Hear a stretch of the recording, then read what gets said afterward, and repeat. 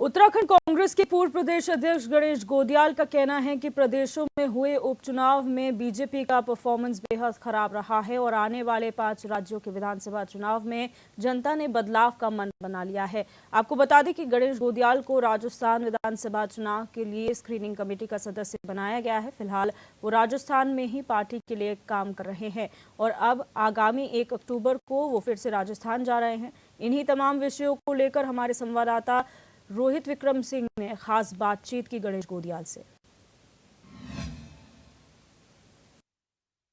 उत्तराखंड के वरिष्ठतम कांग्रेस नेताओं में से एक और कांग्रेस के पूर्व प्रदेश अध्यक्ष गणेश गोदियाल जी इस समय हमारे साथ मौजूद हैं। आपको राजस्थान की स्क्रीनिंग कमेटी में मेंबर की जिम्मेदारी मिली है। इस समय लगातार जो है चुनावी कैंपेनिंग 5 राज्यों में चल रही है, मिजोरम में, छत्तीसगढ़, मध्य प्रदेश, राजस्थान, तेलंगाना में। क्या कुछ इस बार जनता का मूड लग रहा है?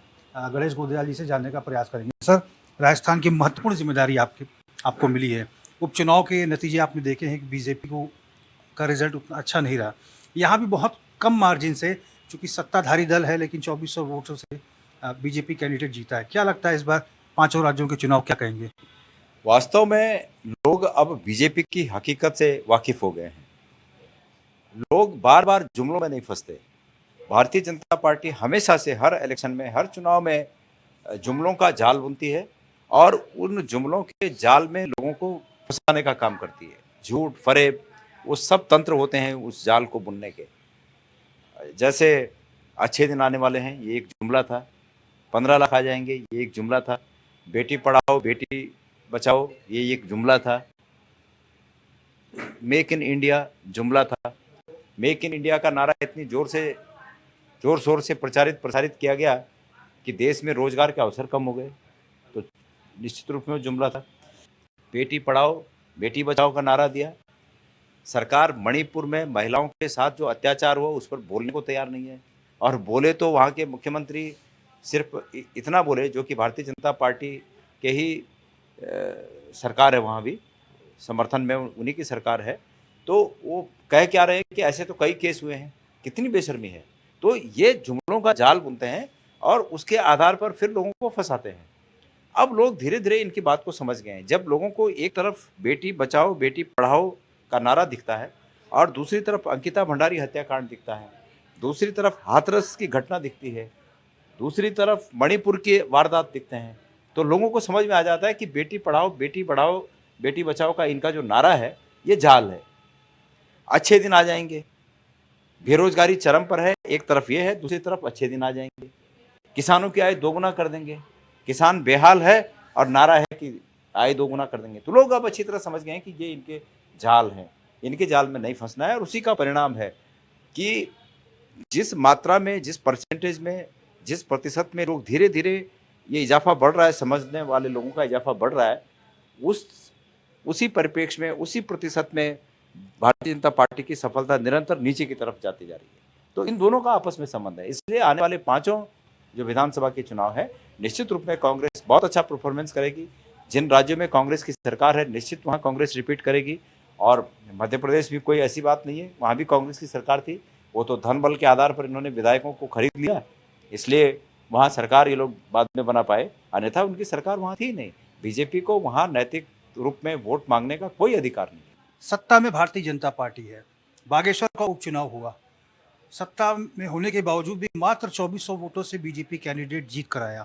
ये क्या इंगित करता है सर? ये यही इंगित करता है कि धीरे धीरे लोग जालों को समझ गए हैं कि ये जुमले जाल हैं। और जिस मात्रा में, मैंने वही बात कही, जिस प्रतिशत में लोग धीरे धीरे समझदार होते जा रहे हैं इस परिप्रेक्ष्य में कि भारतीय जनता पार्टी जुमलों का जाल बुन रही है, उसी प्रतिशत से बीजेपी की जो मजबूती है वो नीचे आती जा रही है। तो 2400 वोट इसी का परिणाम है। जहां वो, मैं समझता हूं कि 12-14 हज़ार से पिछली बार जीते थे, वहां 1.5 साल के अंदर में 2400 पर आ गए। तो इसी बात का है कि लोग समझदार धीरे धीरे इनकी असलियत को समझ गए हैं कि ये जुमलों का जाल बुनते हैं, फंसाने का काम करते हैं। तो अब हमें जुमलों के जाल में नहीं फंसना है, ये बात समझ गए लोग। एक अंतिम सवाल सर, आपका बिजी शेड्यूल है। राहुल गांधी ने कहा था कि वो जोशीमठ आएंगे, भ्रमण करेंगे आपदाग्रस्त क्षेत्रों का, और लेकिन फिलहाल नहीं आए।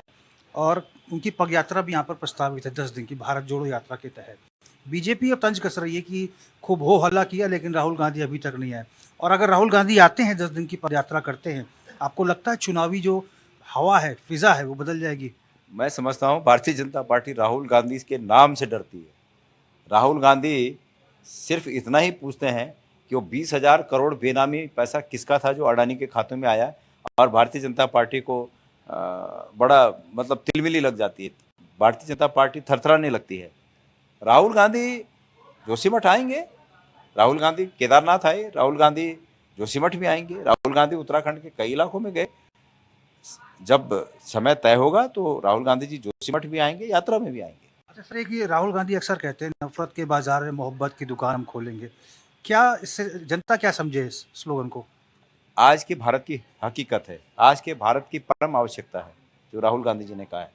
इस देश में धार्मिक कट्टरता को और धार्मिक वैमनस्य को जिस हद तक कांग्रेस ने मिनिमाइज कर दिया था, कम से कम कर दिया था, भारतीय जनता पार्टी ने अपने 9 साल के शासनकाल में इस देश को उसी स्थिति में, धार्मिक वैमनस्य के रूप में उसी स्थिति में पहुंचा दिया, आज से जो 70-75 साल पहले हम सुनते हैं, पढ़ते हैं, उसी स्थिति में पहुंचा दिया। तो इसलिए ये जो मोहब्बत की दुकान की बात की है राहुल गांधी जी ने, ये नफरत के बाजार में मोहब्बत की दुकान आज भारत की सबसे बड़ी आवश्यकता है। हमारी समृद्धि का रास्ता इसी दुकान से होकर जाता है। हमारे हर तरह से इस देश को वास्तव में अगर विश्व गुरु बनना है तो वो विश्व गुरु होने का रास्ता इस मोहब्बत की दुकान से होकर जाता है। हमसे बात करने के लिए बहुत बहुत धन्यवाद सर। जी धन्यवाद। हमने बात की उत्तराखंड कांग्रेस के पूर्व प्रदेश अध्यक्ष गणेश गोदियाल जी से। स्पष्ट रूप से उन्होंने कहा है कि भारतीय जनता पार्टी के प्रति जो जनता का प्यार था वो धीरे धीरे खत्म होता जा रहा है और भारतीय जनता पार्टी का मैजिक समाप्त हो रहा है, क्योंकि जनता बीजेपी की हकीकत को समझ चुकी है। उनका कहना है कि 5 राज्यों में जो विधानसभा के चुनाव होने वाले हैं, हालांकि राजस्थान में उनको महत्वपूर्ण जिम्मेदारी मिली है गणेश गोदियाल जी को। उनका कहना है कि थम्पे मेजॉरिटी के साथ कांग्रेस की सरकार बनेगी, कांग्रेस बेहतर प्रदर्शन करेगी। HNN 24/7 के लिए अपने कैमरा पर्सन हरीश भट्ट के साथ रोहित विक्रम सिंह, देहरादून।